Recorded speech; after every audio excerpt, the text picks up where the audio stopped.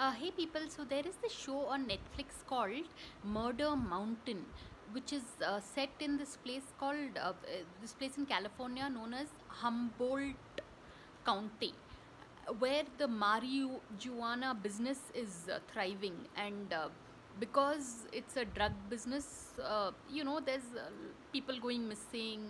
lots of crime, and it's a very this show. I mean, for those of us who've not really traveled to America and all, it'll give you an insight into a world that is so different from what you might be experiencing on a daily basis, because when the mafia rules, there are a whole set of, it's like jungle law, so you need to watch this show called Murder Mountain to know just how lucky and fortunate we are to live in a fairly safe environment, in a society, or in a world where drugs doesn't dominate, so there are these documentaries that can give you goosebumps, right? So Murder Mountain, that is on Netflix, is one of them. So on that note, thanks for watching and please subscribe.